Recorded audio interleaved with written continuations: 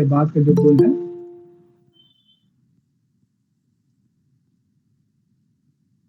चलो देखना पे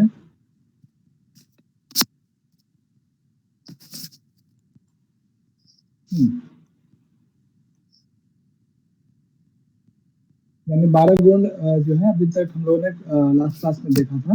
12 के बाद 13 नंबर पे कौन सा गुण आता है बताओ अच्छा। द्रव तत्व गुण आता है द्रव तत्व।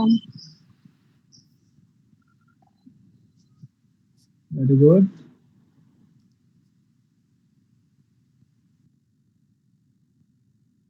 चलो देखो यहाँ पे अगला जो गुण है यहाँ पे, इससे पहले हम लोगों ने जो है 12 गुण के विषय में पढ़ लिया था। ठीक है, 13वें नंबर का जो गुण है, ठीक है, यहाँ पे हम लोग देखेंगे।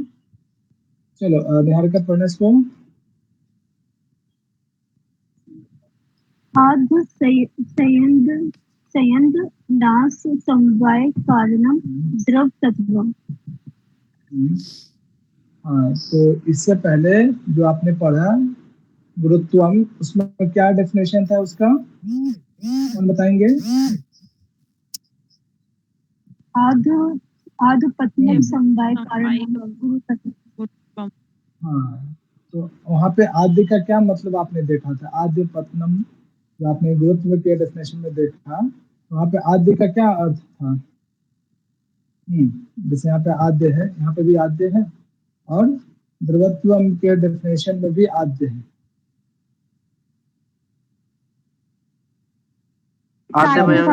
स्टार्टिंग शुरुआती बताओ। हाँ, स्टार्टिंग प्रारंभिक, ठीक है, इनिशियल फॉर्म। ठीक है, चलो बहुत अच्छा। इसके बाद एक शब्द है संयंदन। ठीक है, आद्य संयंदन असमवाय कारणम इति द्रवत्वम। संयंदन शब्द का क्या अर्थ होता है? संयंदन बहना बहना, ठीक है, बहाव।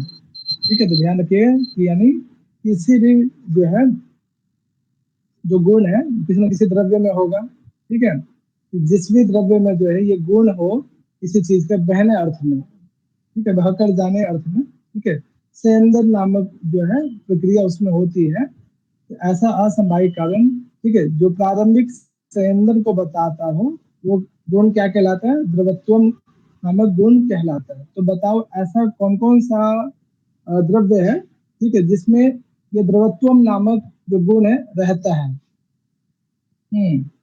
बताओ कहाँ पे ऐसे कौन कौन सा चीज है जो बहता है? और आपने लोक में भी आपने सुना होगा। हाँ बताओ बच्चा, ऐसा कौन कौन सा द्रव्य है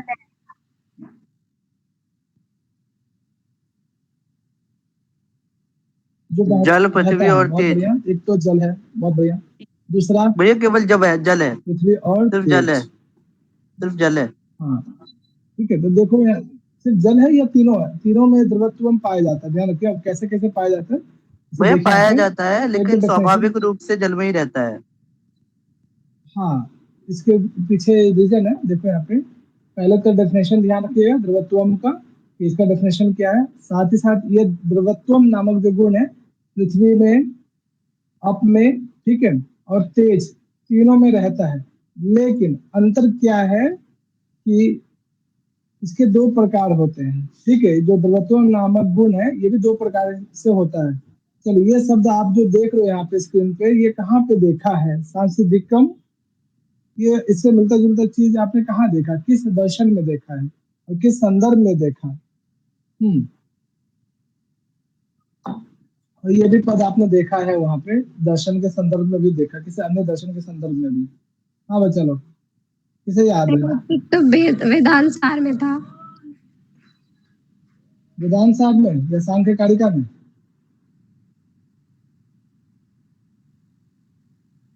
भैया दोनों ही जो है ना, सांख्य कारिका में। में देखा है। सांसदिक भैया किस संदर्भ में देखा है मैं बताता हूँ। सांसदिक उसमें आया प्रकृति की इच्छा के लिए, कि प्रकृति में सांसदिक इच्छा होती है मनुष्य के मोक्ष की। अच्छा, और कहाँ देखा था? केवल सांख्य में ही देखा। हाँ याद आ गया भैया, वो जो तीन आए थे ना, सांसदिक, प्राकृतिक और नैमित्तिक, 3 प्रकार के जन्म दिव्य पुरुषों की बात हुई थी ना हाँ वहां पर। 3 हाँ, प्रकार के उसमें सनकादिक ये आए जो थे, गुण है, कपिल मुनि, कपिल महर्षि का एग्जाम्पल आया था, वाल्मीकि जी का एग्जाम्पल आया था कि 3 प्रकार के वो बहुत होते बढ़िया, हैं, लोग बहुत होते हैं। अच्छा। चलो देखो यहाँ पे कि जो द्रवत्वम नामक जो गुण है ये भी 2 प्रकार का होता है। ठीक है, एक है सांसिधिकम, दूसरा है नैमित्तिकम। ठीक है, यानी किसी में जो किसी भी द्रव्य में जो बहना या बहाव या सेंदर नामक जो है प्रक्रिया किसी में नेचुरली रहता है। ठीक है, जिसे हम संस्कृत में सांसिधिकम कहते हैं, सांसिधिक या फिर स्वाभाविक, यानी नेचुरली रूप से जो है, प्राकृतिक रूप से जो है उसमें वो प्रक्रिया होती रहती है। ठीक है, उसे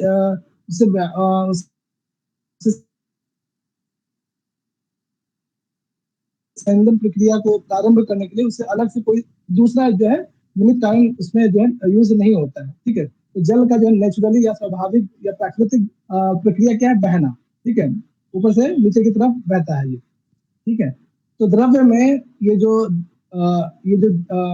जल है, अप है, इसमें जो द्रवत्वम नामक गुण है वो सांसिधिक यानी स्वाभाविक रूप से रहता है। ठीक है, इसमें किसी दूसरी बाहरी प्रक्रिया का या किसी बाहरी तत्व का योगदान नहीं होता है। इसके अतिरिक्त जो पृथ्वी और जो तेज है इसमें भी द्रवत्वम रहता है, लेकिन लेकिन उसमें नैमित्तिक द्रवत्वम रहता है। अब नैमित्तिक का मतलब किसी न किसी नैमित्तिक निमित्त कारण के कारण ही उसमें बहाव दिखता है। जैसे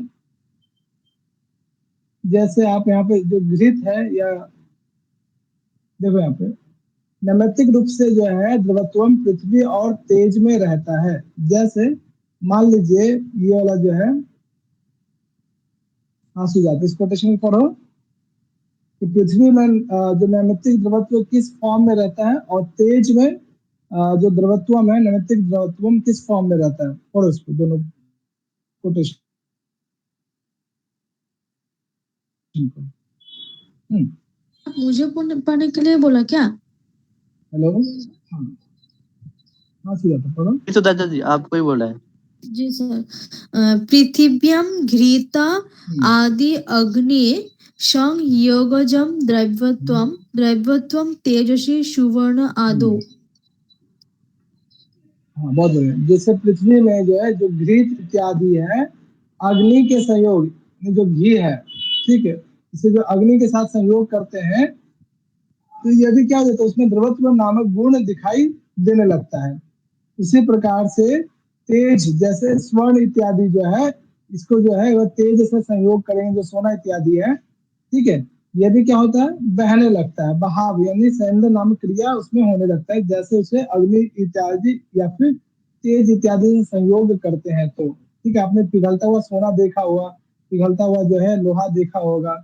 यह सभी क्या है, निमित्त किसी बाहरी प्रक्रिया के द्वारा उसमें बहाव या फिर संयंत्र नामक क्रिया अपने उस द्रव्य विशेष में देखा होगा, उस तत्व विशेष में देखा होगा। तो ध्यान रखिएगा कि द्रवत्व नामक जो गुण है वो 2 प्रकार से किसी द्रव्य में होता है, या तो उसमें स्वाभाविक रूप से हो सकता है, या फिर किसी निमित्त किसी कारण बस या कोई बाहरी प्रक्रिया के द्वारा उसमें ये द्रवत्व नामक गुण दिखाई देता है। इस प्रकार से कहते हैं कि हम जल में जो है, जल का जो बहाव है वो नेचुरली होता है, सांस्कृतिक में होता है, लेकिन जो पृथ्वी और जो तेज है इसमें द्रवत्व नामक जो गुण है किसी निमित्त के कारण, जैसे यहाँ पे घृत है, जो घी है, घी का बहाव कब होगा, जब उसे अग्नि के साथ संयोग करेंगे। ठीक है, या फिर जो स्वर्ण इत्यादि, जो सोना इत्यादि, वैसे देखा जाए तो सॉलिड होता है। अब इसे लिक्विड फॉर्म में बनाने के लिए क्या करना पड़ेगा, उसे जो बहुत तेज हाई फ्लेम पर क्या होगा, उसको जो है तपाना पड़ेगा, तब जाकर लिक्विड फॉर्म में बन जाता है। इस रूप में हम कहते हैं कि तेज इत्यादि में भी जो है, या फिर पृथ्वी में भी क्या होता है, द्रवत्व नामक गुण होता है। इस तरह से हम कह सकते हैं कि तीनों में जो है द्रवत्व नामक गुण दिखाई देता है। इसमें क्या क्या ध्यान भैया रखना यहाँ है, मैं तो कुछ ऐड डेफिनेशन करना ध्यान रखना चाहूंगा। है। हाँ करो। ये जो घृत आदि है ना, घृत आदि से पद से, घृत के बाद जो आदि पद लगा है उस आदि पद से मनुष्य का भी ग्रहण होगा। बिल्कुल बिल्कुल ठीक है, तो यहाँ आप लोग द्रवत्व नामक डेफिनेशन ध्यान रखना, कहाँ कहाँ पाया जाता है और कितने प्रकार का होता है। पृथ्वी में किस प्रकार का होता है, तेज में किस प्रकार का होता है, और जल में किस प्रकार का होता है। हाँ यहाँ तक क्लियर है बच्चा लोग। बोलो। जी भैया। हाँ बोलो बच्चों। तो विशाल, सबको समझ में आया? कोई डाउट है यहाँ पे? नहीं भैया, आ गया समझ में। आ गया सर। बहुत सिंपल है। देखो अगला है आपका विषय, अगला जो है टॉपिक, स्नेह नामक गुण। स्नेह का मतलब क्या होता है? स्टिकीनेस, बताओ। जो स्टिकी होता पढ़ो है इसे ना। दीपिका। हाँ दीपिका पढ़ो।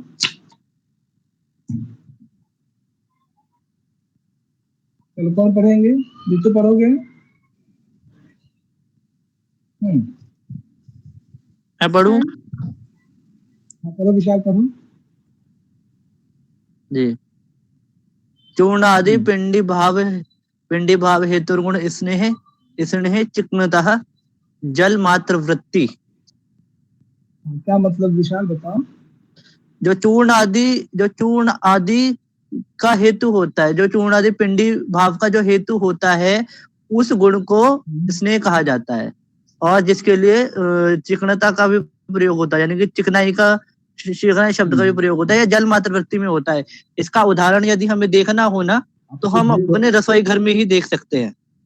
आटा, अगर आप आटा लोगे और उस आटे में थोड़ा सा जल मिला दोगे, तो आप देखोगे कि वो उसके मॉलिक्यूल्स जो होंगे वो आपस में चिपक जाएंगे और एक वो पिंडी के रूप में बन जाएगा। बन जाएगा। तो इसका जो हेतु है ठीक है, यानी वो स्निग्ध गुण है, यानी कि स्नेह गुण है, और वो जल में रहता है। ठीक है। वैशेषिक यानी दर्शन की ऐसा सबसे कौन बड़ी सा खासियत है कि वो स्थूल जगत को लेकर चलता है। बहुत बढ़िया।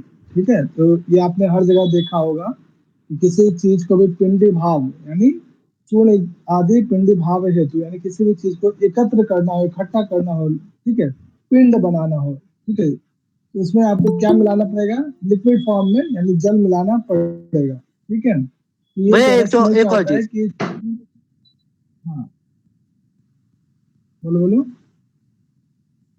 इसके लिए दर्शन में जो शब्द मिलता है ना, वो स्निग्ध भी मिलता है। बहुत बढ़िया।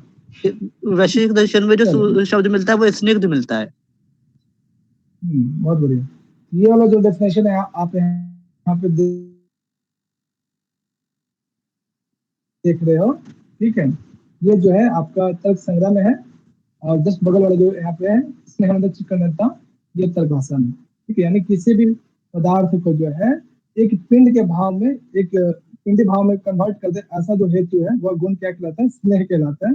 और सिर्फ ये जो है क्षमता किसमें? जल में होता है। जल क्या कहता है? किसी भी पदार्थ को जो पिंडी भाव में कन्वर्ट कर सकता है, जैसे विशाल ने बताया आटा वाला जो है, ठीक है, जैसे लोहिया बनाते हो आप लोग, रोटी बनाते हो, ये सभी मॉलिक्यूल्स को जो है, आटे का जितने मॉलिक्यूल्स है सबको एकत्र कर देता है, इस गुण के कारण, स्नेह नामक गुण के कारण। और ये करने की क्षमता किसमें? सिर्फ और सिर्फ जल में है। अगर ऐसा कुछ होता है जल के अतिरिक्त, तो अग्नि के द्वारा नहीं हो सकता है सबको। ठीक है, तो ध्यान रखना कि ये जल नामक जो ये है, ठीक है, सिर्फ इसमें जो है स्नेह नामक जो है गुण दिखाई देता है। लक्षण याद हो गया अभी जो हम लोगों ने पढ़ा पहले, बार जी बार भैया। जी चलो भैया। अगला है आपका शब्द। ठीक है, शब्द किसका है? शब्द गुण किस द्रव्य का है? बताओ। आकाश। आकाश का भी है। बताओ। ठीक है, और किसके द्वारा ग्रहण होता है? श्रोत्र। बहुत बहुत यही चीज यहाँ पे सामने लिखा हुआ है कि जो स्रोत इंद्रिय के द्वारा ग्रहण है, ऐसा गुण जो है शब्द कहलाता है। तो ये सिर्फ आकाश मात्र में ही रहता है। ठीक है बच्चा, बहुत सिंपल है, इस क्वेश्चन में आप जानते भी हैं। और ये शब्द दो प्रकार का होता है। ठीक है, ये शब्द कितने प्रकार का होता है? दो प्रकार का। कौन कौन सा है? एक है ध्वन्यात्मक, ठीक है, एक है वर्णात्मक। क्या अंतर है दोनों में? कौन बताएंगे? ये जो शब्द है, भैया मैं एक तो बताऊं? ध्वनि परक होता है, एक वर्ण परक। हाँ बताओ। भैया देखो मैं विशाल, बताऊं? विशाल कहते हैं, कोई और बताएंगे? एक मिनट विशाल, कोई और बताएंगे? ध्वन्यात्मक मतलब जो जैसे बांसुरी वगैरह का स्वर हो, और वर्णात्मक जैसे शब्द या भाषाओं में जो शब्द होते हैं उनका। बहुत बढ़िया। ठीक है, यानी जैसे यहाँ पे जो एग्जाम्पल दिया गया धैर्यादु, इसका मतलब क्या है? इस शब्द का अर्थ क्या होता है? ये जो शब्द आप यहाँ पे देख रहे हो, क्या मतलब इसका? हाँ चलो बताओ। इंस्ट्रूमेंट को बोला शायद, पूरी म्यूजिकल हाँ, जो इंस्ट्रूमेंट। ढोल नगाड़े इत्यादि जो है ना, वो सब इसी का जो है म्यूजिकल भैया इंस्ट्रूमेंट। भैरी ठीक है, कहते हैं नगाड़े को, ढोल को। और नगाड़े यहाँ को, पे ना, ठीक है, ड्रम बहुत बड़ा। यहाँ पे ना भैरी आदि में ना यण संधि हो गई है, हम्म, इकार को बहुत यकार बढ़िया, आदेश हो गया है। ठीक है, बहुत बढ़िया। और यानी ध्वन्यात्मक जहाँ से में भी ध्वनि ऐसे ही इत्यादि हुआ है। उत्पन्न हो। बहुत बढ़िया। और दूसरा है वर्णात्मक, वर्ण पर,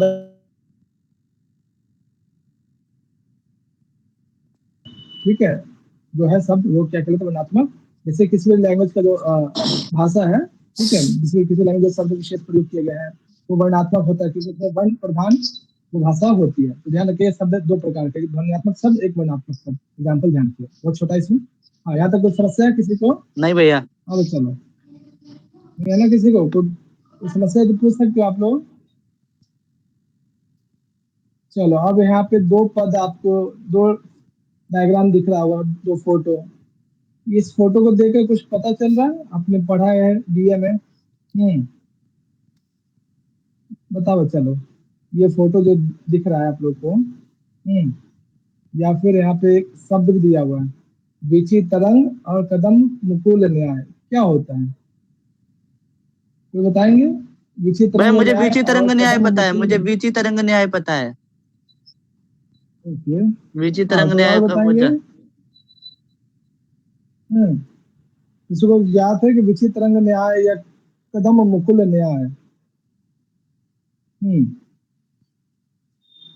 चलो बताओ विशाल, क्या समझते हैं विचि तरंग न्याय का मतलब? भैया वीची तरंग न्याय यानी, वीची कहते हैं समुद्र को, समुद्र, वीची तरंग यानी कि समुद्र की लहर। जैसे समुद्र की लहर एक के बाद एक करके, एक के बाद एक करके आती है ना, उसी तरह से ये जो शब्द है, शब्द का जो व्यापार होता है वो वीची तरंग की तरह होता है। यानी कि पहले वो मुंह से निकलता है, फिर तरंगों की भांति जो है हमारे श्रोत्र तक पहुंचता है। इसलिए कहा गया है यहाँ पे, जो शब्द का ग्रहण हम करते हैं ना, वो वीची तरंग न्याय से करते हैं, क्योंकि शब्द को ना नित्य और अनित्य के भेद से माना गया है। तो यहाँ पे नित्य सिद्ध करने के लिए वीची तरंग न्याय का प्रयोग किया गया है। बहुत बढ़िया। कदम मुकुल न्याय क्या होता है? कदम ये नहीं देखो पता कभी भैया। आप लोगों ने? अच्छा, इसकी चटनी बहुत मस्त बनती है, ठीक है, खाए होंगे आप लोग कुछ लोग। हाँ, इसमें बताओ कि कदम मुकुल न्याय जो है, इसका स्टार्टिंग फॉर्म कौन सा दिख रहा है आप लोगों को? कहीं पता चल पा रहा है कि स्टार्टिंग फॉर्म ये है, इसका मेन यहीं से जो है ये डॉटेड डॉटेड निकला हुआ है, कुछ पता चल रहा है आप लोगों को इसमें? जो नहीं भैया। कलियां होती हैं फूल बोलो की, बोलो। हाँ, उसमें से जो बोलो तो छोटी ना, छोटी सही बोल पपड़ी रहे हो। निकलती है ना, उसको हाँ शायद हाँ हाँ, हाँ, कंदम। उसको आप बता नहीं सकते हो कि इसका स्टार्टिंग पॉइंट कौन सा है, मतलब कौन हाँ पहले जी, हाँ उगा जी, होगा, उत्पन्न हुआ होगा, ठीक है ना? हाँ जी। तो ये एक यहाँ पे कह रहे हैं कि जो भेरी देश है, जहाँ पे नगाड़े इत्यादि का प्रयोग किया जाता है, ठीक है, उसमें जो शब्द इत्यादि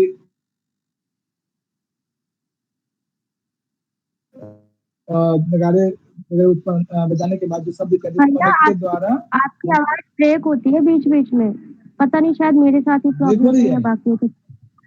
हमें मेरे साथ भैया भी आपकी बताना तरफ क्या सबको, बीच बीच में हो जाती है।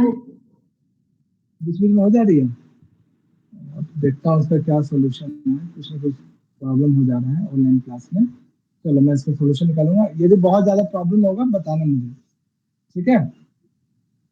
तो देखो जी इसमें सर। जो भी शब्द आप सुन पाते हो, ठीक है, इसमें तर्क संग्रहकार ये कहते हैं कि आप जो शब्द को श्रवण कर पा रहे हैं, वो विचित्र तरंग न्याय के द्वारा ही प्रत्येक शब्द जो मैंने अभी आपको बोला, उसमें जो भी शब्द या जो भी वर्ण है, प्रत्येक वर्ण एक दूसरे को जो है प्रेरित करते हुए, आगे तरफ मूव करते हुए, ठीक है, तब अंततः जाके आप जो है उस शब्द विशेष को, उस वर्ण विशेष को सुन पाते हो, ठीक है? तो बेसिकली यहाँ पे बस थोड़ा सा ध्यान रखना कि इसमें विचित्र तरंग न्याय या फिर कदम मुकुल न्याय के द्वारा ही जो है किसी भी शब्द विशेष का आप ग्रहण कर पाते हैं। जैसे यहाँ पे जो तरंगे हैं, प्रत्येक तरंग एक दूसरे को जो है आगे की तरफ मूव करते हुए जाती है, उसी प्रकार से जो शब्द का उच्चारण होता है, किसी भी शब्द में क्या होता है, वर्ण, प्रत्येक वर्ण एक दूसरे को आगे की तरफ मूव करती है साउंड मीडियम में, धीरे धीरे जो है वो जो वर्ण है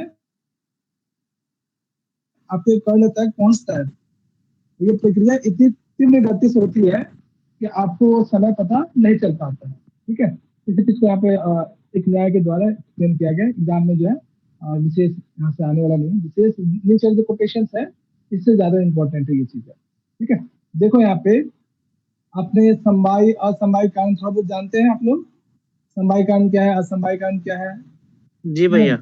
अगर नहीं जानते तो आगे आप पढ़ेंगे भी, पूरा डिटेल से पढ़ना है अनुमान वाले पार्ट से जस्ट पहले। तो देखो यहाँ पे एक शॉर्ट फॉर्म में यहाँ पे समझ लीजिए, विस्तार रूप से हम लोग आगे देखेंगे भी। जो नगारों के द्वारा जो भी शब्द विशेष या ध्वनि विशेष उत्पन्न हो रहा है, ठीक है, उसमें समवायी कारण क्या होगा, असमवायी कारण क्या होगा और निमित्त कारण क्या होगा, तो बताएंगे? ये जो आप यहाँ पे एक व्यक्ति विशेष जो है, ठीक है, हाथ में ये पकड़ा हुआ है और यहाँ पे एक नगारा है, ठीक है, भैया मैं बताऊं? इससे एक शब्द कुछ भी, हाँ बताओ विशाल। भैया यहाँ पे जो भैरी शब्द भैरी का जो शब्द है ना, जो उससे जो आकाश से जो इसका संयोग होगा वो अबे अंसमवायी कारण होगा, क्योंकि उस संयोग वह संयोग जो है वो समवायी कारण जो है वो सीधा सीधा नहीं बन रहा है। पहले क्या हो रहा है कि दंड का भैरी से संयोग हो रहा है, जिससे कारण शब्द निकल रहा है। इस कारण उसके बाद जब वो शब्द निकल रहा है उसके साथ आकाश का संयोग हो रहा है, इसलिए यहाँ पे जो आकाश और भैरी का संयोग है वो सीधा सीधा ना होने के कारण से असमवायी कारण है। ठीक है, और भैरी और आकाश जो है वो समवायी कारण है, क्योंकि जो उसका शब्द का जो आश्रय होता है वो आकाश ही होता है। और भैरी दंड संयोग निमित्त कारण है, क्योंकि इन दोनों के संयोग के बिना शब्द की उत्पत्ति नहीं हो सकती, ये निमित्त बनते हैं। भैरी और दंड का संयोग निमित्त बनता है। बहुत बढ़िया चीज, ये जो आप भैरी देख रहे हो और इसके हाथ में जो दंड देख रहे हो, इन दोनों का आपस में सहयोग जो बन रहा है, जैसे इसका आप एग्जांपल कुम्हार और घट का जो है उसके द्वारा भी आप समझ सकते हो। ठीक है, तो भैरी और दंड का जो आपस में सहयोग बन रहा है, जिसके द्वारा अब ध्वनि उत्पन्न हो रहा है। ठीक है, तो भैरी दंड सहयोग क्या कहलाता है, निमित्त कारण। आगे पढ़ेंगे भी हम लोग डिटेल से। और ये शब्द उत्पन्न होने के बाद ये शब्द आपको क्यों सुनाई दे रहा है, क्योंकि ये भैरी आकाश से आच्छादित है। ठीक है, और आकाश में ही शब्द होते हैं, आपने जब पहला पढ़ा। ठीक है, यानी भैरी और आकाश आपस में एक दूसरे का क्या है, समवायी कारण है। आगे हम लोग पढ़ेंगे भी समवायी कारण क्या होता है। ठीक है, भैरी और जैसे तंतु और पट, ठीक है, क्या है, एक दूसरे के प्रति क्या है, समवायी कारण है। ठीक है, उसी प्रकार से भैरी और आकाश क्या है, आपस में समवायी कारण है। और तंतु और पट एक दूसरे से संयोग करके, ठीक है, इन दोनों का संयोग जो है क्या कहलाएगा, असमवायी कारण कहलाएगा। ये दोनों आपस में ऐड हुए हैं, जुड़े हैं, तभी जाके एक कपड़ा का निर्माण हुआ है। ठीक है, इसलिए हम कहते हैं कि तंतु और पट का संयोग क्या कहलाता है, असमवायी कारण। तंतु और पट आपस में समवायी कारण है, तंतु पट का संयोग क्या है,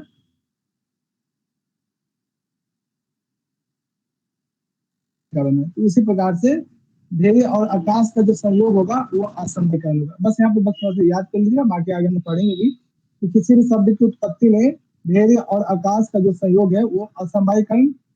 भैरी और आकाश ये दोनों आपस में असमवायी कारण है, और भैरी का जो दंड के साथ जो संयोग हो रहा है वो निमित्त कारण बनेगा। ठीक है, इसमें बहुत अच्छा क्वेश्चन बन सकता है कि मान लीजिए ये आपको मैचिंग के लिए दे दिया जाए। ठीक है, अब पूछा जाए कि इसमें मान लीजिए सिर्फ ये दे दिया जाए, पूछा जाए कि ये कौन सा कारण है, ये और ये दे दिया जाए, पूछा जाए ये कौन सा कारण है, ये और ये दे दिया जाए, पूछा जाए ये कौन सा कारण है। ठीक है, तो याद रखिएगा। उसी प्रकार से आपने बांस देखा है, बांस समझते हो, बांस क्या होता है बताओ? जी सर। सुना ना? तो बांस को जब आप दो भागों में विभक्त करते हो तो उससे कुछ आवाज निकलती है क्या? जी भैया। गलती है ना? तो उस अगला जो एग्जाम्पल है ना, वो बांस का एग्जाम्पल दिया गया है। ठीक है, चलो विशाल पढ़ो इसको। भैया किसको पढ़ना है? यहाँ से ये हाँ एक मिनट। पढ़िए। पाठनाथ चटाचट शब्दोत्पत्तौ वंश दल आकाश विभागः असमवाय कारणम दल द्वय विभागः निमित्त कारणम। बहुत बढ़िया, ठीक है। तो देखो बांस के जब आप दो विभक्त करते हो तो चट चट इस टाइप की जो आवाज उत्पत्ति होती है, ठीक है। इसमें जो है वंशज दल और आकाश, इन दोनों का जो विभाग हो रहा है, आपने विभाग पढ़ा ही है, एक प्रकार का गुण है, ठीक है। इन दोनों को जो अलग कर रहा है, उसमें जो ये दोनों आपस में क्या है, असमवाय कारण है, ठीक है। दल द्वय विभाग, दो प्रकार के जो दल दो बराबर भागों में जिसके द्वारा अलग हो पा रहा है कोई भी बांस, उसमें जो है विभाग क्या होगा, निमित्त कारण, ठीक है। तो इसको भी थोड़ा सा याद रखिए, बेसिकली ये वाला इंपॉर्टेंट ज्यादा है, ठीक है। इसको थोड़ा देखिएगा, आगे हम लोग पढ़ेंगे भी समवाय या समवाय निमित्त कारण क्या होता है डिटेल से। अगला जो है आपका, इससे पहले हमने जो है शब्द पढ़ा, इसके बाद है आपकी बुद्धि। बुद्धि के विषय में सांख्य कारिका और वेदांत सार क्या कहता है? कौन बताएंगे? भैया बताऊं या रहने दूं? सांख्य नहीं, मैं बताऊं? आप प्रियंका बताओ। बताओ सांख्य प्रियंका, कारिका बुद्धि के विषय में सांख्य कारिका। जी, सांख्य कारिका में बुद्धि के विषय में बताया गया है अध्यवसाय और बुद्धि, ठीक है, वेरी गुड। और आगे और बताओ। वेदांत सार का याद है। वेदांत सार का याद नहीं है, किसे याद है वेदांत सार का? भैया मुझे। ओके, विशाल के अतिरिक्त ईला बताओ। कल पेपर है ना आप लोग का सांख्य कारिका का? जी सर। हाँ ईला बताओ फिर।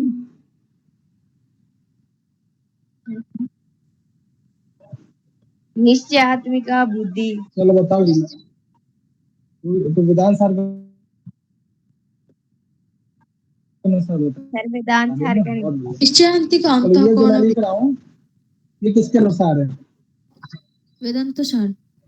ये जो है, ये किसके विषय में कहा जा रहा है और किस ग्रंथ में है? बताओ मोनिका, बताओ। सर्वम विषयम सर्वव्यापक विषयम हेतुर्गुण है अवगाह्यते। आपका तर्क संग्रह में।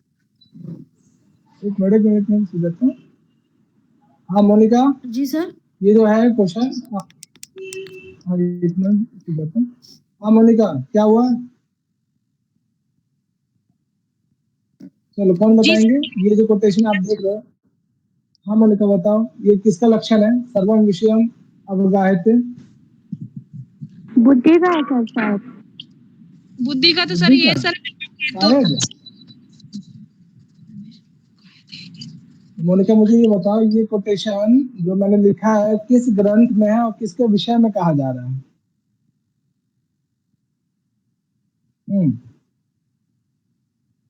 सर आत्मा का है मोनिका पढ़ाई लिखाई नहीं चल रहा है? आत्मा का है? आत्मा नहीं तो सर बुद्धि तो है ही श्योर। नहीं मोनिका, पढ़ाई लिखाई नहीं हो रहा है क्या? क्या बात है? जो सभी विषयों को प्रकाशित करता हो, किस ग्रंथ में ये वर्णन है? बताओ बताओ मोनिका, किस ग्रंथ में वर्णन है ये जो आप आत्मा कह रहे हो?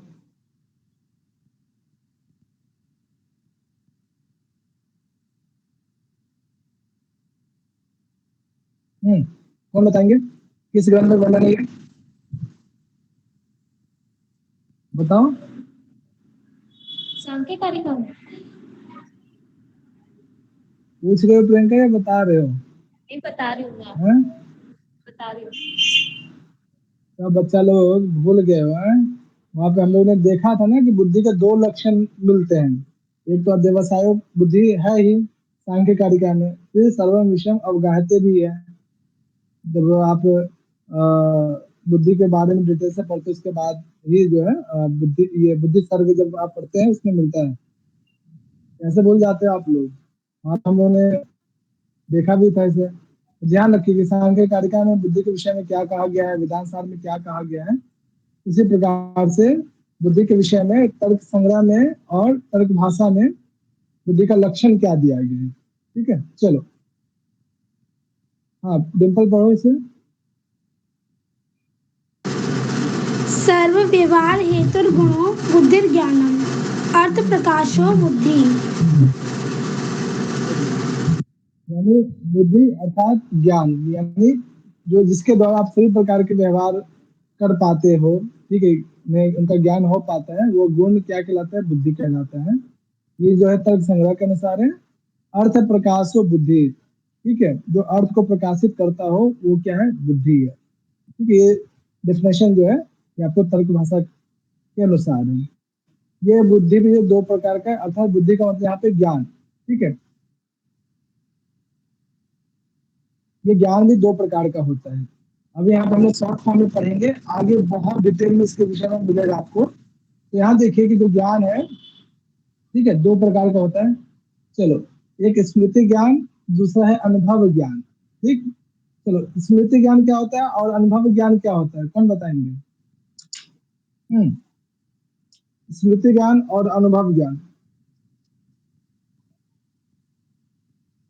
चलो लीजिए पढ़ो इसे। संस्कार मात्र जन्य ज्ञान स्मृति। बहुत बढ़िया। ये संस्कार आपने कहाँ पढ़ा है, ये बताओ। संस्कार क्या है यहाँ पे, 16 संस्कार है या कुछ और है, बताओ। संस्कार मात्र जन्यम ज्ञानम, यानी वैसा जो है ज्ञान जो संस्कार मात्र से उत्पन्न होता हो वह स्मृति कहलाता है। ये संस्कार का मतलब क्या है यहाँ पे, बताओ। 16 संस्कार है या कुछ और है? कौन कौन? संस्कार 3 प्रकार का है। 3 प्रकार के, वेग, भावना, स्थिति, स्थापना। कौन कौन? बहुत सुंदर। ठीक है, तो ये कह रहा स्मृति क्या है, स्थिति स्थापना। बहुत सुंदर। तो स्मृति क्या है, यानी संस्कार के द्वारा उत्पन्न होने वाला जो ज्ञान है वो स्मृति है।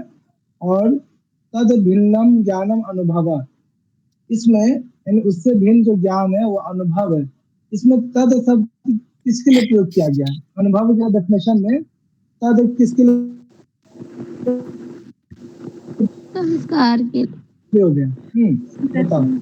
वह स्मृति के लिए, स्मृति ज्ञान के लिए।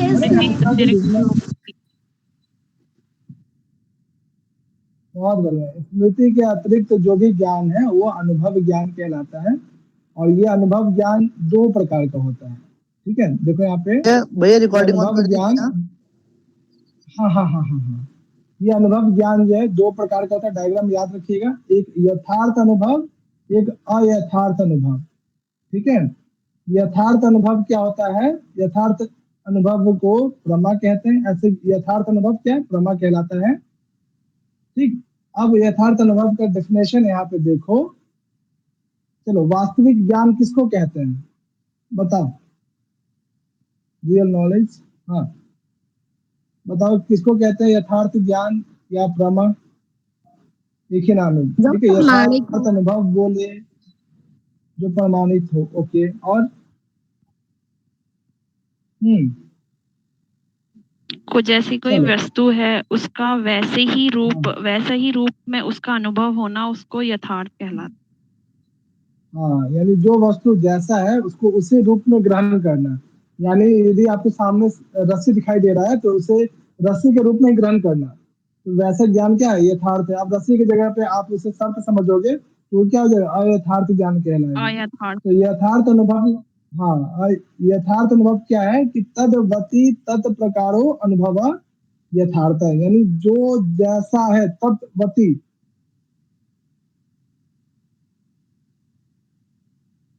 शब्द आपने सुना होगा पहले भी। ठीक है, तो जो जैसा है तत् प्रकारो, उसे उसी प्रकार से अनुभव करना, प्राप्त करना, ग्रहण करना, वो क्या कहलाता है, यथार्थ अनुभव कहलाता है। एग्जाम्पल यहाँ पे इदम रजतम, ये जो है रजत है, चांदी है, और इसे जो है चांदी के रूप में ही ग्रहण करना ही क्या हो जाएगा, यथार्थ ज्ञान कहलाएगा। तो यानी जो वस्तु जैसा है उसे उसी रूप में ग्रहण करना। अब अयथार्थ अनुभव का डेफिनेशन यहाँ पे देखोगे तो दोनों के डेफिनेशन में क्या अंतर है, बताओ। दोनों को डेफिनेशन में कौन बताएंगे, दोनों को डेफिनेशन में तो लगभग लगे हुए एक जैसा ही, अंतर क्या है? विशाल के अतिरिक्त यहाँ पर तत्वती है, यहाँ पर तत्व अभाववती है। हाँ, जो जैसा है उसे उस रूप में ग्रहण ना करना, उसका अभाव हो जाना। ठीक है, तो ध्यान रखना है दोनों के डेफिनेशन में। ठीक है, कॉमन शब्द क्या है और अनकॉमन क्या है।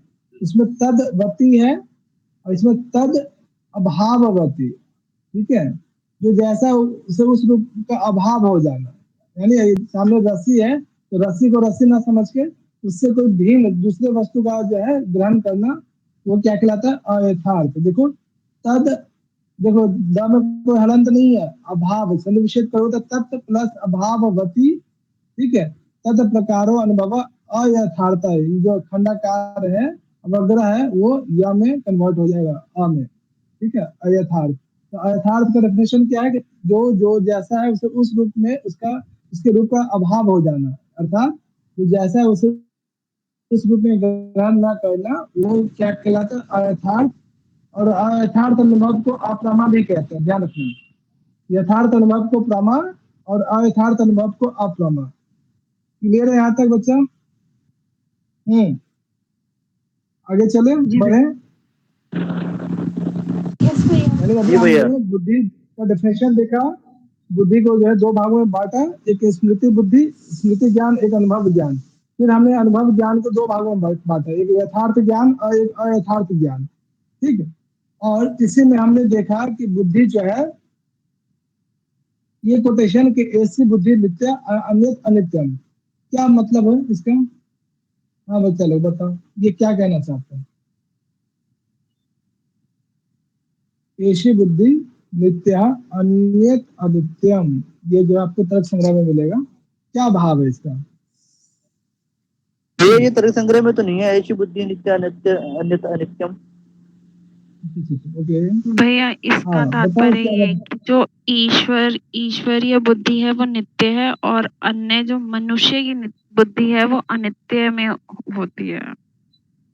बहुत बढ़िया। ठीक है, यानी ईश्वर संबंधी जो ज्ञान है वो नित्य है, अन्यत्र जो है जो भी ज्ञान है, जो बुद्धि है, वो अनित्य है। ठीक है, ये भी इंपॉर्टेंट है, ध्यान रखिएगा बच्चा। ठीक है, अभी तक हमने बुद्धि के संदर्भ में सांख्य कारिका में, वेदांत सार में, तर्क संग्रह में, तर्क भाषा में, ठीक है, ये सब चीजें देखा। इसके अतिरिक्त बुद्धि के और क्या क्या पर्यायवाची शब्द आपने अभी तक पढ़ा है, बताओ। बुद्धि के विषय भाई एक तो ज्ञान है, क्या क्या पर्यायवाची शब्द प्रचलित है? तो ज्ञान है, एक तो महत है, फिर ज्ञान, बुद्धि, इसके बाद हाँ ज्ञान है, और उपलब्धि, उपलब्धि, प्रत्यय, ये सभी क्या बुद्धि का ही प्रयोगात्मक शब्द है। इसी चीज को यहाँ पे कि बुद्धि रूप उपलब्धि ज्ञानम प्रत्यय इत्यादि भी, ये सभी क्या बुद्धि उपलब्धि ज्ञान महत प्रत्यय, ये सभी क्या बुद्धि का ज्ञान का जो है पर्यायवाची शब्द है। ठीक है, चलो ये जो कोटेशन आप देख रहे हो बॉक्स में, ये सभी क्या तर्क भाषा में है। ठीक है, तर्क भाषा में बुद्धि के बारे में और भी बहुत सारी चीजें यहाँ पे वर्णन किया गया, अलग अलग डेफिनेशन दिया गया है। चलो ये डेफिनेशन भी जो है तर्क भाषा में दिया गया है। अभिधीयते सा बुद्धि, क्या मतलब है? अभिधीयते सा बुद्धि, अभिधीयते सा बुद्धि, भैया अभी जो अभिधान करती है, जो अभिधान करती है वो बुद्धि कहलाती है। अभिधान का अर्थ होता है निश्चय करना। हाँ, यानी जो किसी भी वस्तु विशेष के बारे में कंफर्म करती है कि अमुक वस्तु यही है। ठीक है, ये क्या कहलाता है? बुद्धि कहलाता है। जस्ट नीचे देखोगे, ये भी क्या है आपका, उसी का भावार्थ समझ लीजिए। चलो नीचे वाला पढ़ो निधि। हाँ निधि पढ़ो उसको।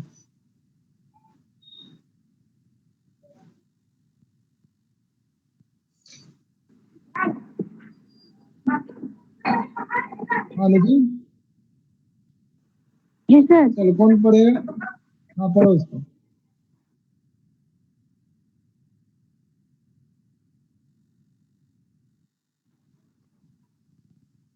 चलो प्रभात बाबू पढ़िए थे, निधि साहब नहीं पढ़ी कभी। हाँ प्रभात,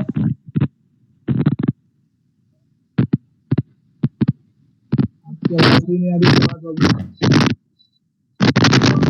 ब्रेक करिए। हाँ संदीप पढ़ोगे आप? चलो परिस्मिता पढ़ो इसे।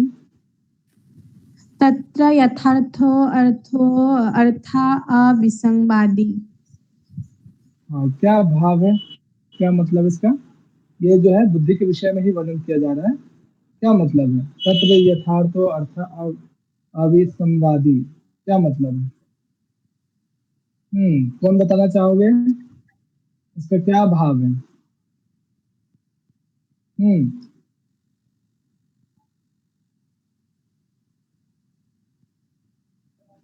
तो बताएंगे। बुद्धि का तो सर दो भाग है, स्मृति और अनुभव, और अनुभव का दो भाग है, यथार्थ और अयथार्थ। हाँ ओके। हाँ इसका क्या भाव है, यथार्थ अर्थात अविसंवादी? क्या मतलब इसका? वह विसंवादी का अर्थ नहीं पता, वैसे तो समझ में आ गया। क्या बताओ, क्या समझ में आ रहा है? जो वह यथार्थ अर्थ और जैसा, हाँ बोलो बोलो।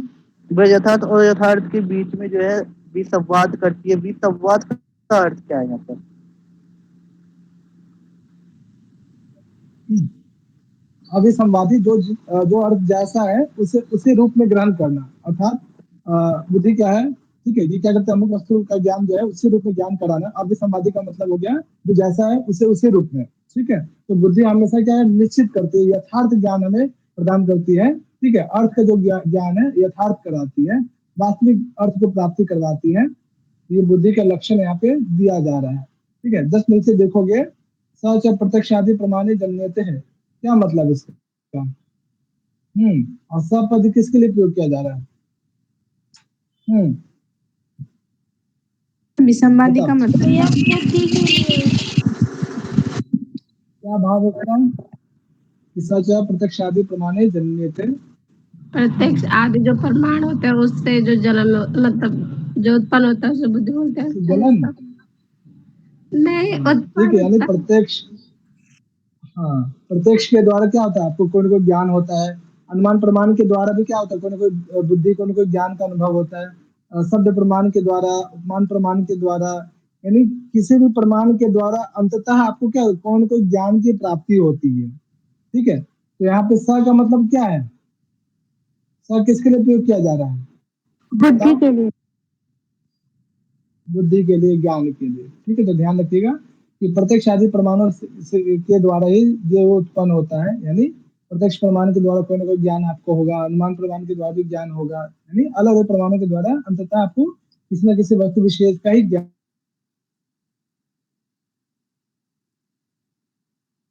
होगा। तो ये संपूर्ण संक्षेप रूप में आपने यहाँ पे बुद्धि के विषय में पढ़ा। आगे आत्मभाव, ठीक है, अभी यहाँ पे शॉर्ट फॉर्म में ही है, क्योंकि अभी हम लोग गुण के संदर्भ में पढ़ रहे हैं। आगे आप बुद्धि के विषय विस्तार रूप से पढ़ेंगे, ठीक है। चलो अगला जो है आपका गुण सुख। सुख क्या होता है? बहुत सिंपल है। हाँ, इसी में बैठ के पढ़ाई करना वो सुख है, अपने आप को जो कष्ट बिल्कुल मत देना सुख है, ठीक है। तो देखो यहाँ पे सुख का लक्षण, चलो आप लोग पढ़ लो, बहुत सिंपल है। चलो पढ़ते जाओ इसको।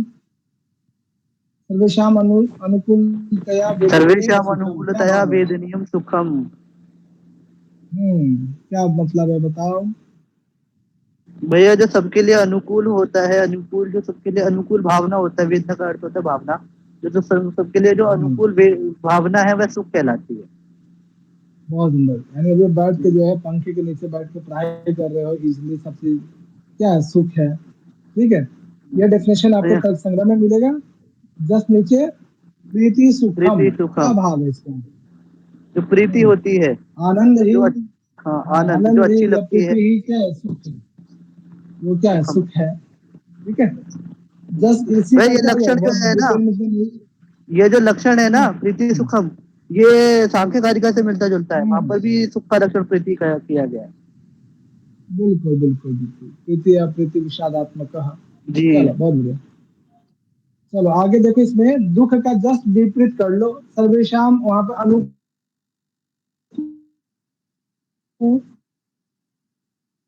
है, यहाँ पे क्या प्रतिकूल, ठीक है। समझ में आ रहा है ना? सुख दुख बहुत ज्यादा इसमें डिटेल में जाऊंगा नहीं मैं, ठीक है। और दुख क्या है? पीड़ा, ठीक है, बस उल्टा कर लेना इसको। क्लियर बच्चे ये सब? बोलो हाँ ना बोलो। जी भैया Yes, क्लियर है। भैया। हम समझ या क्लियर है ना? चलो अगला देखो, इच्छा। इच्छा क्या होती है? हाँ देखो, तर्क संग्रहकार और तर्क भाषाकार, इच्छा का मतलब कामना, ठीक है। यानी किसी, जैसे अभी आप लोग की ज्यारत की कामना है, पीएचडी में एनरोल हो जाना, वो कामना है, वो सभी क्या है? इच्छा कहलाता है।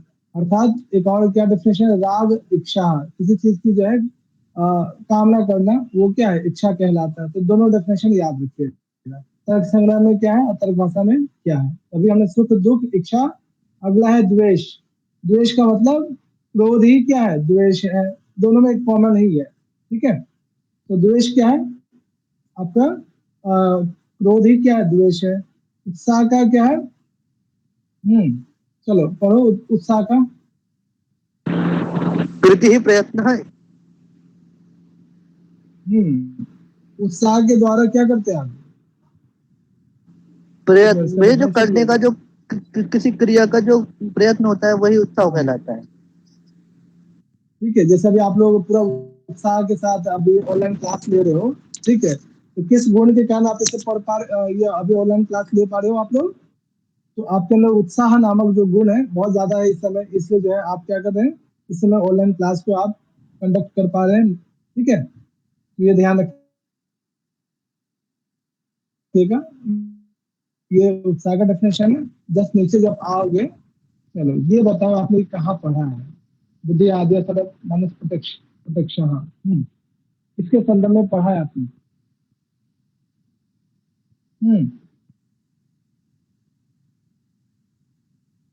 और एक क्वेश्चन आप सभी से है कि बुद्धि आद्या में आद्या पद से क्या अर्थ है? बताओ। ये बुद्धि आदि से पद है। आदि पद से तात्पर्य है इच्छा, सुख दुख, प्रयत्न और द्वेष इत्यादि जो है, जो आत्मा के गुण है। ठीक है, हाँ, उनका जो आत्मा के प्रत्यक्ष जो होता है वो मन से होता है। हाँ, जो 6 जो बुद्धि से लेकर 6 आने वाले जो भी गुण होंगे, ये सभी क्या मन के द्वारा प्रत्यक्ष करने योग्य होता है। ज्ञान हो गया, सुख हो गया, दुख हो गया, इच्छा हो गया, प्रयत्न हो गया, ये सभी क्या मन मानस प्रत्यक्ष, मन के द्वारा उन्हें प्रत्यक्ष आप अनुभव कर सकते हैं, ठीक है। तो इसमें बहुत अच्छा प्रश्न है कि इसमें बुद्धि आद्य में आद्य पद से क्या अर्थ है, ठीक है। तो 24 गुण यदि आपको क्रम से याद होगा तब आप इजिली क्या कर सकते हैं, समझ सकते हैं, बता सकते हैं कि इसमें आद्य पद में बुद्धि से लेकर लगातार 6 आने वाले जो भी गुण होंगे वो सभी क्या हो जाएंगे? मानस प्रत्यक्ष के, मन के द्वारा ही उनका प्रत्यक्ष या उनका अनुभव किया जा सकता है, ठीक है। ये थोड़ा सा ध्यान रखिएगा। ये हमने आत्मा के संदर्भ में भी पढ़ा था, तो वहां पे हम लोग आत्मा के संदर्भ में देख रहे थे कि आत्मा को जो है बुद्धि इत्यादि के द्वारा मानस प्रत्यक्ष करने योग्य वो चीजें हैं, ठीक है। उसके बाद आपका आता है धर्म और अधर्म।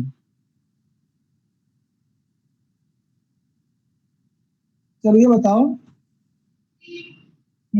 चलो धर्म का डेफिनेशन पढ़ो इला, इसका भाव क्या है बताओ? हाँ, विहित कर्म जन्यो धर्म, क्या मतलब है? विहित कर्म क्या होता है? निषिद्ध कर्म क्या होता है? आपने पढ़ा होगा, विहित कर्म का मतलब मना किया हुआ कर्म, विहित कर्म का मतलब निषिद्ध, ओके।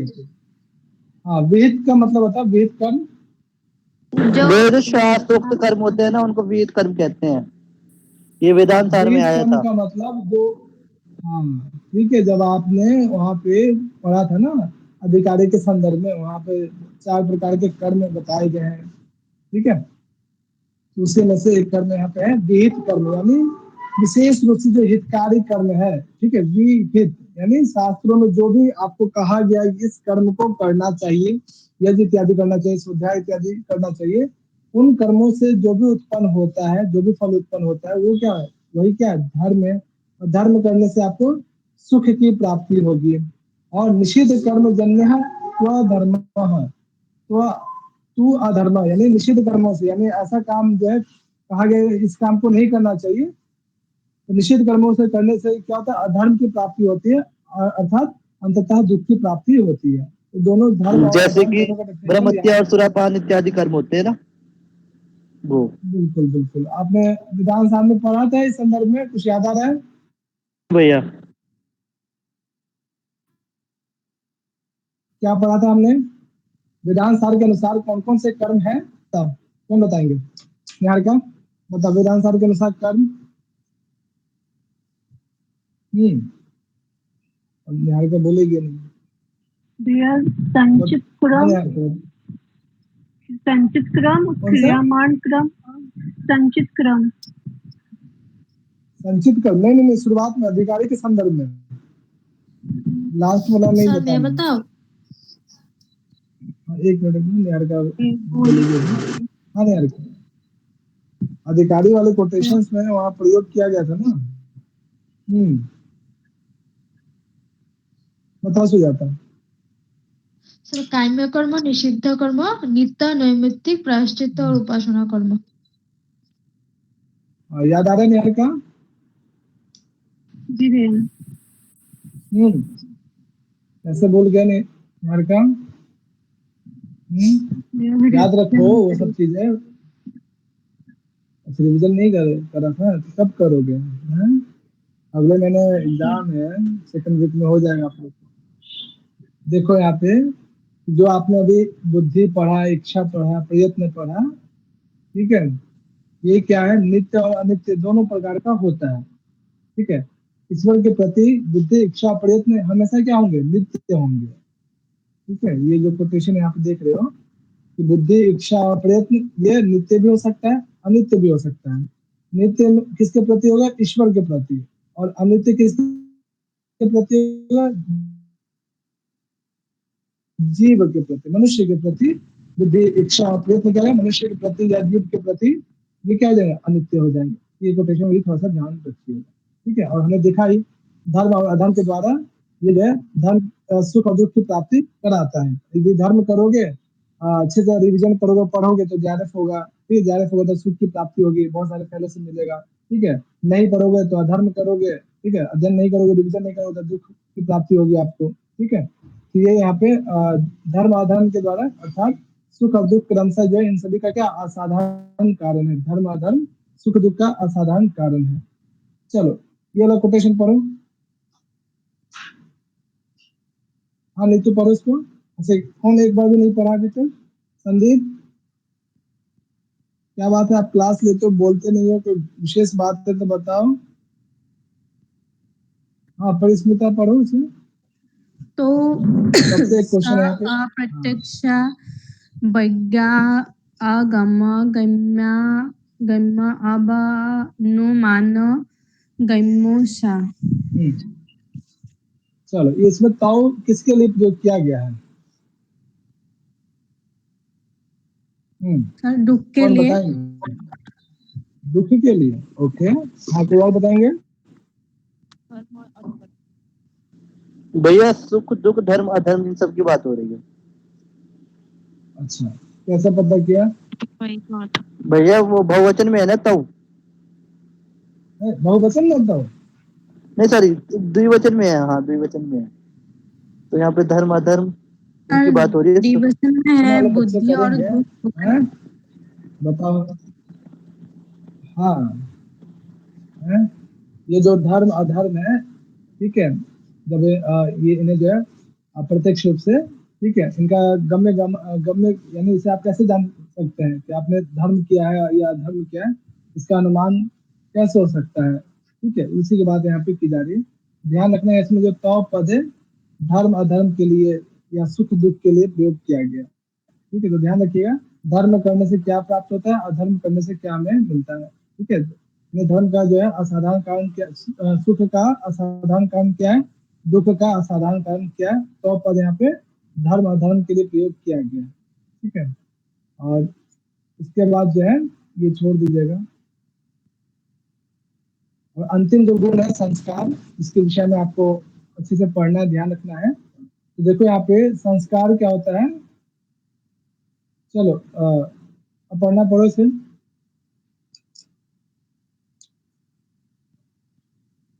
संस्कार व्यवहार हाँ, पढ़ना। असाधारणम कारणम संस्कारः। हाँ, यानी संस्कार का जो असाधारण कारण है, संस्कार नामक व्यवहार का असाधारण कारण क्या है? संस्कार कहलाता है। और ये 3 प्रकार का होता है, ठीक है। ये पहला वेग, दूसरा है भावना, तीसरा है स्थिति स्थापक, ठीक है। तो ये जो संस्कार है जिसमें पहला वेग, तो वेग किस किस में हो सकता है? वेग का मतलब स्पीड, वेलोसिटी, ठीक है, गति। वायु में, जिसमें हम पोज करें, पृथ्वी और मन में, जल में, पृथ्वी में, वायु में, जल में और जल में, तेज में, मन में।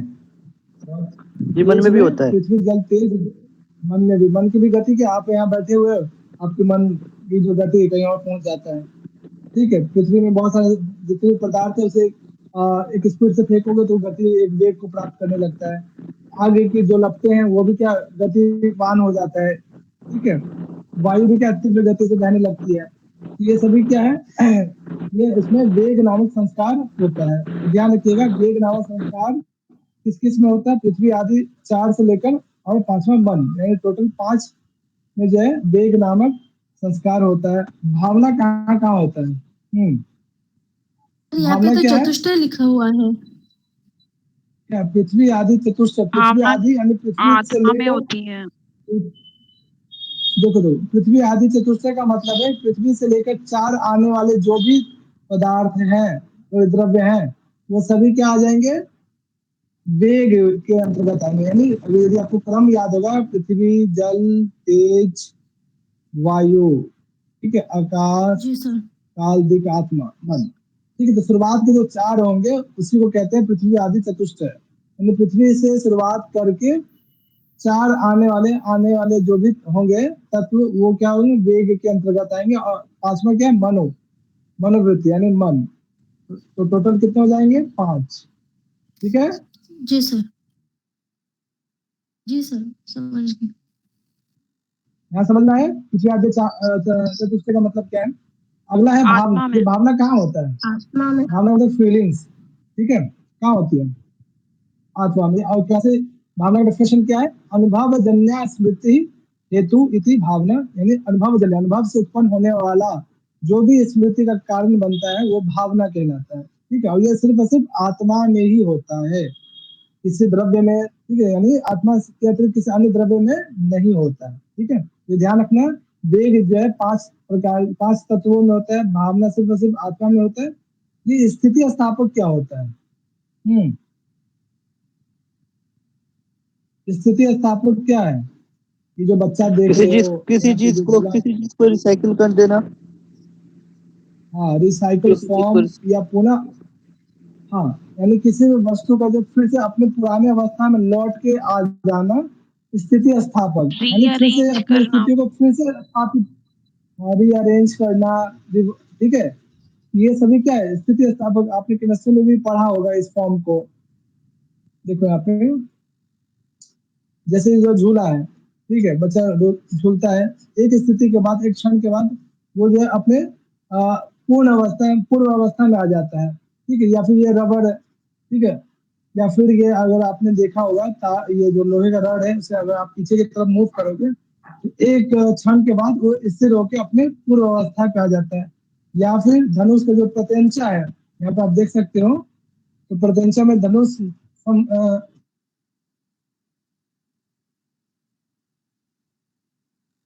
धागे हैं, ठीक है, पुनः अपनी अवस्था में आ जाता है, ठीक है। तो ये क्या है? आपका स्थिति स्थापक कहलाता है। अर्थात अन्यथा कृतस्य पुनः तदवत स्थापक, यानी कोई भी वस्तु जो है, ठीक है, फिर से अपनी पूर्व अवस्था में लौट के आ जाना, ये क्या कहलाता है? स्थिति स्थापक कहलाता है।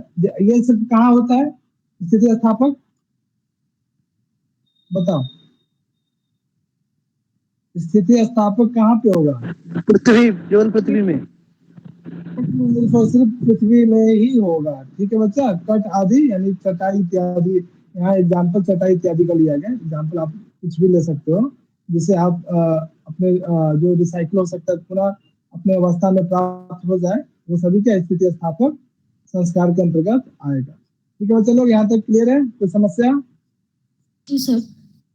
बताओ, ठीक है। तो आज इतना ही रखते हैं, कल फिर हम लोग 5 प्रकार के कर्म क्या क्या है वो देखेंगे, या 5 प्रकार के कर्म पढ़ ही लो, सिंपल है, इसको कहीं जाना तो नहीं है ना। हाँ चलो, नहीं भैया। नहीं भैया करा दीजिए। चलो देखो, करा ही देते, कर्म कर लो। तो 5 प्रकार के कर्म होते हैं, जो आपने वहां पढ़ा होगा वेदांत सार में, वो अलग कर्म है, ठीक है ना। वहां पे जो कर्म अलग है, यहाँ पे कर्म अलग है। तो 5 प्रकार के कर्म कौन कौन से, इसे आप लोग क्रम से याद रखेंगे। और इसके नामकरण में ही क्या है, उसका डेफिनेशन भी छिपा हुआ है, ठीक है। उत्क्षेपण, अवक्षेपण, अवक्षेपण बोले या फिर अपक्षेपण, एक ही है, ध्यान रखिए। अवक्षेपण या अपक्षेपण, आकुंचन, प्रसारण और गमनम, ये जो 5 प्रकार के कर्म होते हैं, ठीक है। कर्म का डेफिनेशन एक शब्द का है, चलनात्मक कर्म, चलने की जो प्रक्रिया है, ठीक है, वो क्या है, कर्म कहलाता है, ठीक है बच्चा। छोटा सा डेफिनेशन। और ये कर्म 5 प्रकार का होता है, ठीक है, उत्क्षेपण से लेकर गमन तक। तो पहला उत्क्षेपण, इसका क्या भाव होता है, हिंदी में भी आपने प्रयोग किया होगा उत्क्षेपण शब्द का। क्या होता है उत्क्षेपण नामक कर्म के द्वारा, क्या होता है? लोहे किसी भी चीज को ऊपर फेंकना, ऊपर उछालना। बहुत बढ़िया। यानी ऊर्ध्वदेश संयोग हेतु, यानी किसी स्थान विशेष ऊपर की तरफ जो है, किसी वस्तु विशेष को जो है ऊपर की तरफ जो फेंकते हो, ठीक है, यानी ऊर्ध्वदेश, यानी ऊपर की तरफ जो है, जो संयोग होता है किसी वस्तु विशेष का, ठीक है, वो क्या है, कौन सा कर्म कहलाता है? उत्क्षेपण, यानी किसी वस्तु विशेष को ऊपर फेंकने की प्रक्रिया, ये जो है उत्क्षेपण नामक कर्म कहलाता है। अब वस्तु ऊपर गई है तो कभी ना कभी किसी क्षण पे नीचे भी आएगी, ठीक है, तो वो प्रक्रिया क्या कहलाता है, बताओ। अवक्षेपण, या फिर किसी का दूसरा नाम क्या है, किसी का दूसरा नाम अवक्षेपण। अवक्षेपण। अवक्षेपण, बहुत बढ़िया, ठीक है। अधोदेश, यानी नीचे की तरफ गिरना, क्या कहलाता है, अवक्षेपण कहलाता है। तीसरा है आकुंचन। आकुंचन में क्या होता है, बताओ बच्चा, ये सब क्या जो यहाँ पे सिकुड़ना, इकट्ठा करना, ये सभी इसी का अर्थ है, ठीक है बच्चा। आकुंचन मतलब सिकुड़ना, या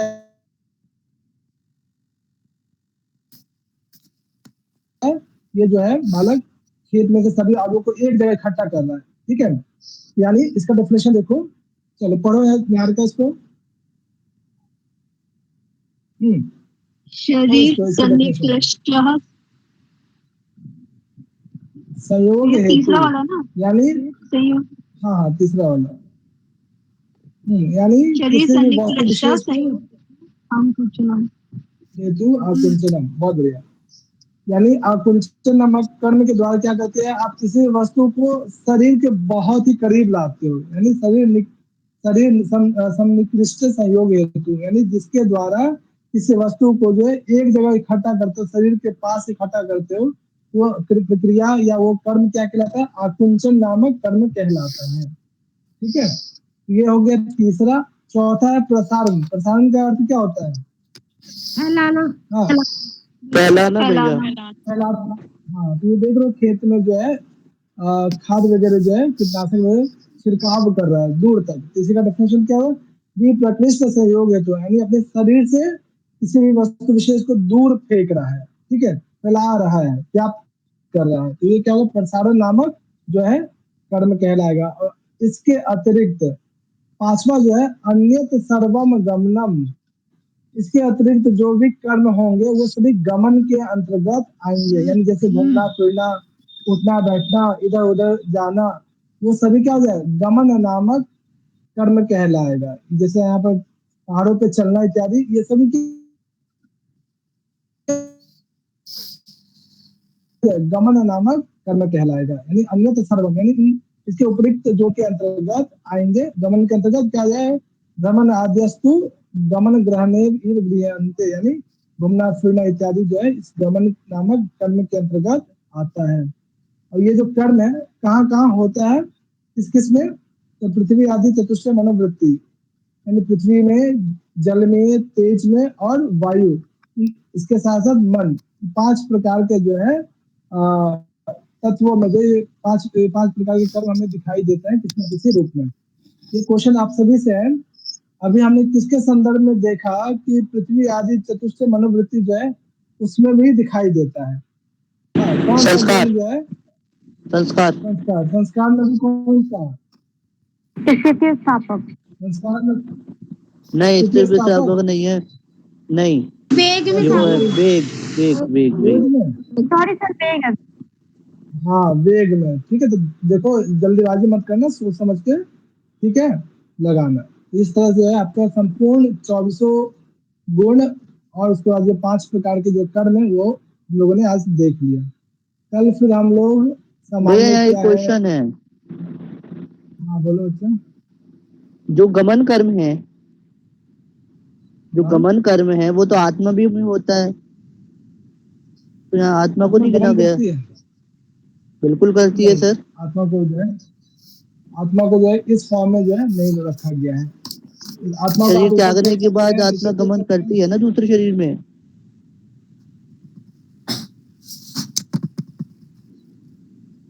हाँ, तो इसमें जब 5 प्रकार के कर्म उसमें किसी न किसी में होना चाहिए। अब आत्मा को ऊपर फेंक नहीं सकते, नीचे ला नहीं सकते हैं, शरीर के निकट नहीं रख सकते हैं, प्रसारित नहीं कर सकते हैं। ठीक है, इस फॉर्म में यहाँ पे कहा जा रहा है, इसलिए यहाँ पे आत्मा को काउंट नहीं करता है। ठीक है, अच्छा ठीक है, ओके।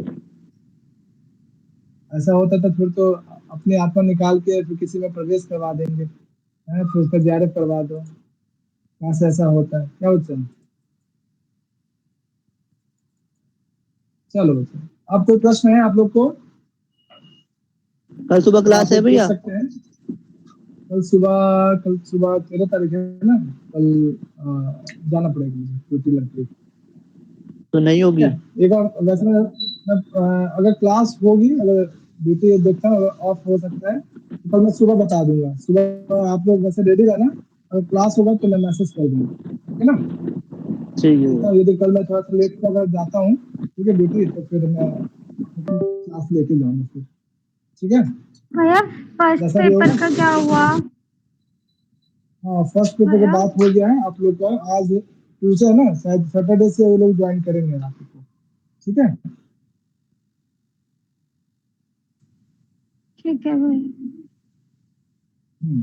अब बाकी कल से आप लोग का जो है टेस्ट सीरीज स्टार्ट हो रहा है। पता है ना आप लोगों को? कल आप लोग एक ग्रुप में ऐड हुए हैं, कल देखा उसे? जी सर। जी भैया। जी सर। ना, तो अपने स्तर पे कौटिल्य अर्थशास्त्र, मनुस्मृति और याज्ञवल्क्य स्मृति, और साथ ही साथ जो उसमें अभिलेख वाला जो पार्ट लगा हुआ है ना, ठीक है, उसे आप लोग अपने स्तर पे थोड़ा सा पढ़ लेना। ठीक है, तो भाई क्वेश्चन प्रैक्टिस जब करोगे तो उसमें बहुत सारी चीजें सीखेंगे भी आप लोग। भैया मेरे हाँ पास बोलो। तो बुक है, लेकिन भैया मुझे यही नहीं उसमें समझ लिखा में आ रहा था कि वो, उसका इंट्रो पढ़ूं या मैंने वैसे तो पूरा पढ़ा हुआ है एक बार तो, लेकिन ये नहीं समझ आया अभी इंट्रो पढ़ूं सिर्फ या फिर पूरा पढ़ूं फिर से। पूरा पढ़ लो, अच्छे से पढ़ लो, जितना उसको, जिनका एग्जाम नहीं है वो तो एक बार देख लो अच्छे से। ठीक है, तीनों बुक एग्जाम के भैया टाइम एक तक ये दिन सब में भैया मुश्किल कल है, नहीं हो पाएगा। यूनिट 10 एक 10 मिनट। का होगा टेस्ट। हाँ, सिर्फ यूनिट 10 का। और ये यूनिट 10 3-4 दिन चलेगा, ऐसा नहीं कि सिर्फ कल तक ही चलेगा। ठीक है ना? फिर ठीक तो है, आप फिर लोग ठीक अभी है, और फिर टाइम। हाँ, ऐसा नहीं कि सिर्फ यूनिट 10 का एक ही दिन पेपर होगा। ठीक है, ये क्वेश्चन प्रैक्टिस ये 3 से 4 दिन चलेगा। ठीक है, क्वेश्चन बहुत सारे होंगे उसके, प्रीवियस ईयर के ठीक क्वेश्चन है। होंगे, कुछ नए क्वेश्चन भी होंगे। तो इस तरह से आप जब पढ़ के आओगे ना तो कुछ रिवीजन भी हो जाएगा आप लोग का। तो जो चीजें आप नहीं जानते यहाँ पे आप सीखोगे भी, तो जब हम लोग पढ़ेंगे तो वहाँ पे भी चीजें आप लोग को क्लियर भी हो जाएगा। बहुत बहुत सारे टॉपिक्स वहाँ पे। ठीक है ना? इसमें ये है कि आप लोग का सेल्फ स्टडी आप करोगे अभी इसी बहाने से, तो क्वेश्चन प्रैक्टिस करोगे, वहाँ पे बहुत सारे लोग भी होंगे। ठीक है, तो अच्छा भी लगेगा आप लोग को। ठीक है, तो अपने स्तर पे जितना कर सकते हो करके आओ, इसमें ज्यादा परेशान नहीं होना है। ठीक है, चलो।